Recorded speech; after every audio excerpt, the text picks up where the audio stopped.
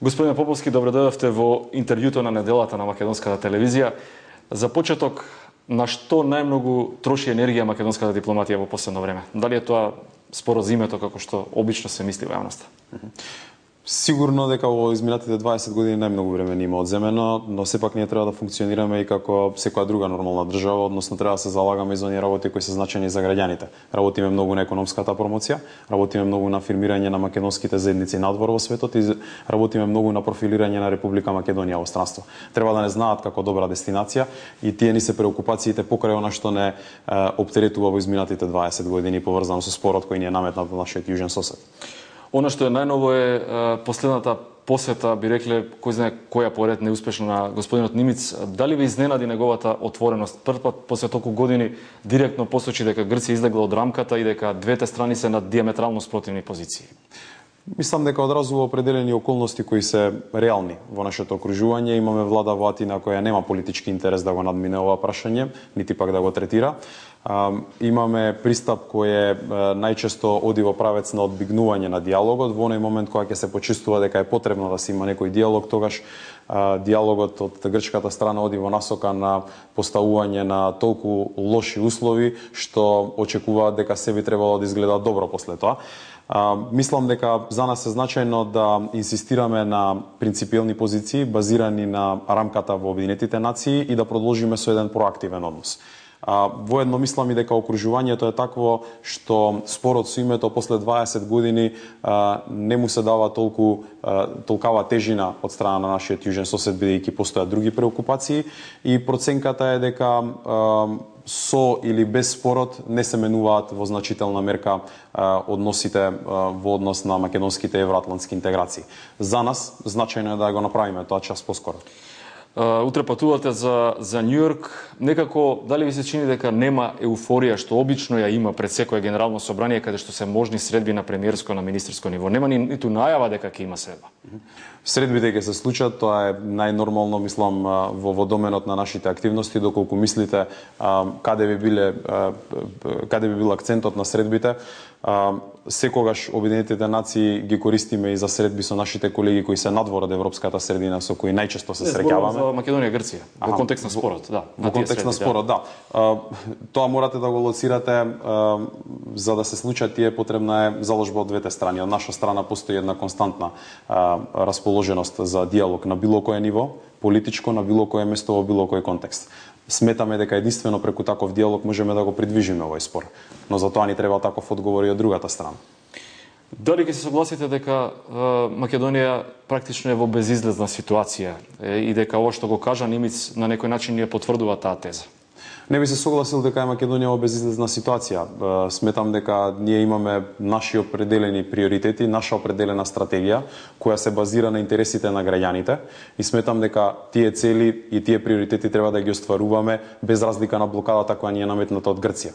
Односно треба да се фокусираме на подобрување на средината, односно спроведување на што е можно поголем број на реформи, правење на Македонија на подобра позиција, било во бизнис клима, било во доменот на јавната администрација, во сите други домени. И тие реформи ги правиме и ќе продолжиме да ги правиме.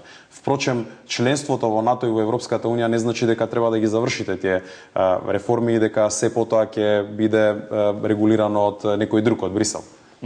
Дали некогаш сте размислували, сте разговарале вака во владата за прекин на преговорите? Еден од вашите претходници ја пушти таа идеја да има пауза во преговорите дека Грција не го испочитува тоа што го донесе Хаг како одлука.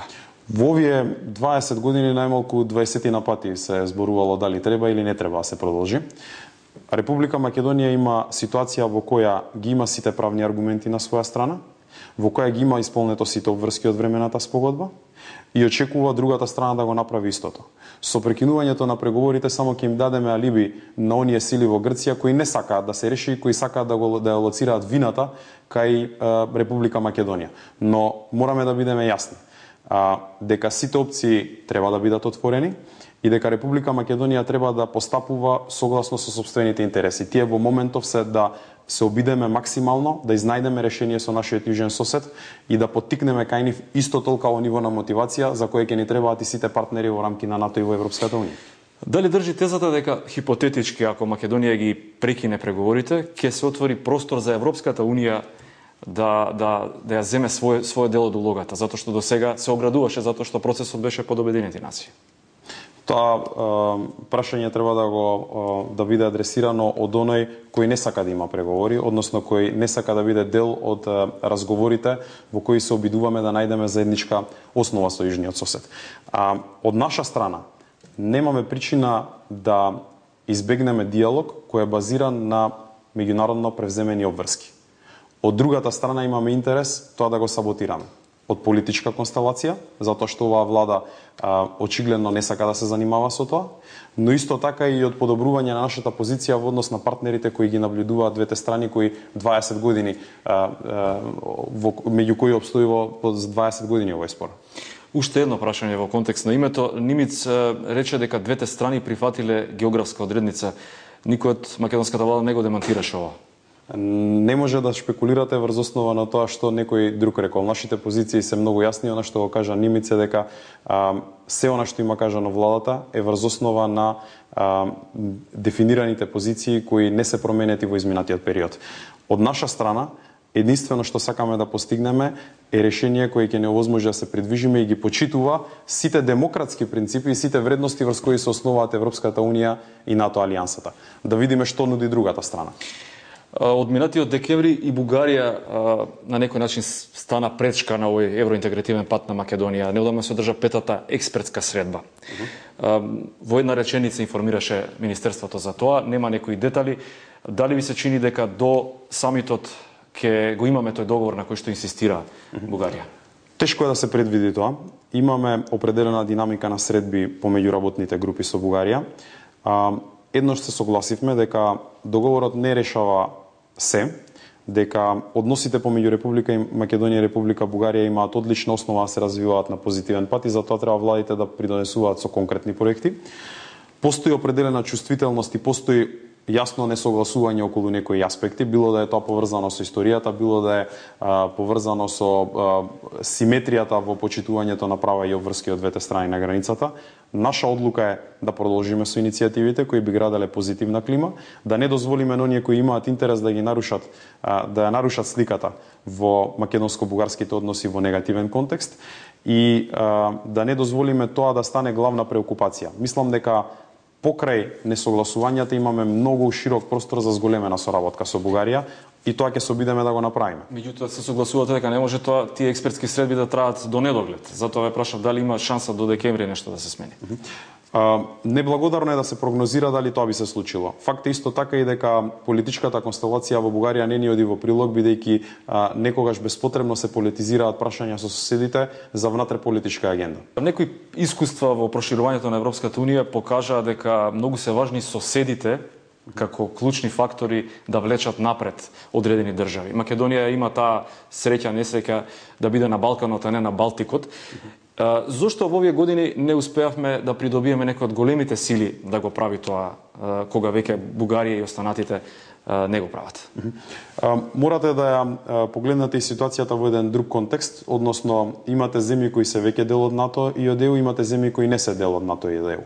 Големите земји во рамки на двете заедници имаат улога во тоа да покажат дека членството во Европската Унија и НАТО не треба да биде видено како инструмент за блокада или изнудување нешто на оние кои не влегле.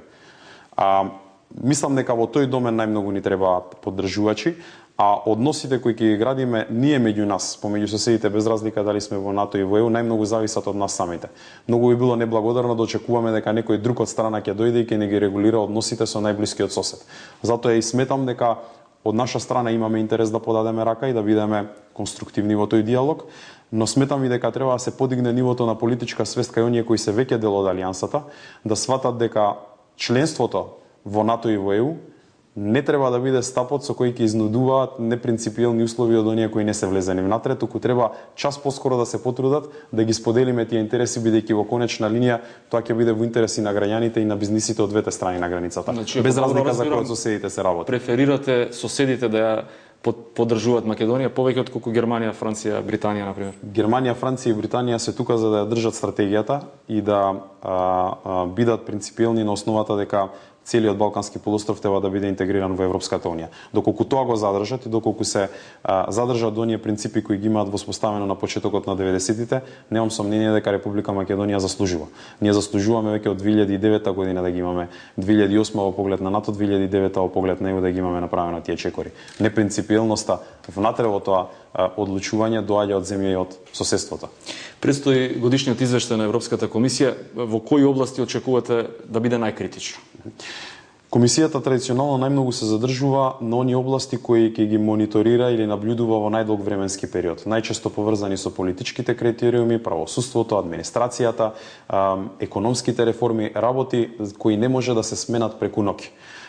Мислам дека и во тие домени, и во сите оние домени на применување на европското законодавство, Република Македонија стои многу подобро од колку што стоела во 2009 година и од тој аспект, доколку ги почнеме преговорите, не се сомневам дека ќе бидеме навистина успешни. Опозицијата и дел од експертите речиси без исклучок имаат забелешки за поставувањето на некои амбасадори, за некои амбасадорски решенија. Ќе се согласите ли дека имаше промашување во изминатите години, еве како последниот случај да речеме со амбасадорот во Австралија Стојановски? Идеален модел не постои. Тоа што го спроведовме во изминатата година се сериозни реформи за подобрување на квалитетот на селекција и квалитетот во напредување кариерно во рамки на дипломатската служба. Тоа е нешто што како влада го спроведуваме во сите домени на администрацијата.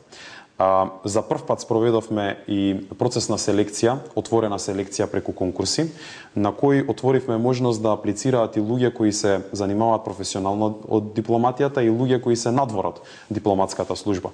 Сметаме дека во мала земја треба да ги искористиме максимално сите расположливи ресурси и од тој аспект да овозможиме определен надпревар кој ќе ни дозволи да ги изфилтрираме најквалитетните решенија за сите позиции. Сметам дека е пионерски чекор, но со зајакнатите стандарди кои ги воведуваме и со отвореноста од аспект на селекцијата, процесот на селекција, сигурно дека ќе овозможиме да имаме многу поквалитетна дипломатија и во иднината и да овозможиме сите оние кои се занимаваат со дипломатија или работат во јавната администрација да може да растат според заслугите и според ангажманот.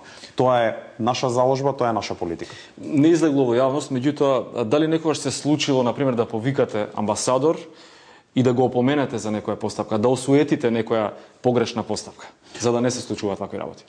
Видете, дел од функцијата раководење подразбира и токму тоа, превземање на корективни акции таму каде што сметаме дека потреба да се подобри, превземање на односно препознавање на квалитетите или успесите во други домени и без такви методи не можете да обезбедите константен напредок. Тоа што го спроведуваме е систематско следење на активностите и ангажманот на сите наши представници и на тој начин гледаме таму каде што има значајни резултати тоа да го обележиме, таму каде што има простор за подобрување, исто така да дадеме стимул за тоа подобрување да се постигне. Не знам да постои некоја подобра формула од таа во поглед на постигнување на најдобри резултати. Не претендираме дека имаме идеален систем, но сметам дека овој систем е најдобриот можен систем кој ни овозможува континуирано да напредуваме и да го обезбедиме остварувањето на стратешките цели на Македонија. Законот не го бара тоа, меѓутоа има ли некогаш шанса целосно да се професионализира македонската дипломатија? Она што ни е утврдено исто така и како наблюдување во минатото е дека не секогаш доколку доаѓате од професионалната средина сте најуспешен и не секогаш доколку доаѓате од надвор не сте успешен. И обратно. Односно, нивото на успешност на оној што не представува надвор не секогаш бил во корелација со тоа од која средина доаѓа. Тоа што се обидуваме да го направиме е да обезбедиме секогаш најквалитетното решение за секоја позиција да го имаме, водејќи сметка за нашите стратешки интереси. Тие е битно да се остваруваат, односно да обезбедиме членство во НАТО и во Европската унија, да обезбедиме подобра економска ситуација за нашите граѓани преку привлекување инвестиции и стимулирање на трговија. Токму затоа и отвараме врати онаму каде што досега не сме отвориле, со посетите во Индонезија, Виетнам, со прва бизнис делегација од Јордан која доаѓа тука. Тие се можностите кои дипломатијата може да ги направи во овие сегменти. Господин Поповски, благодарам за овој интервју. Ви благодарам за поканата.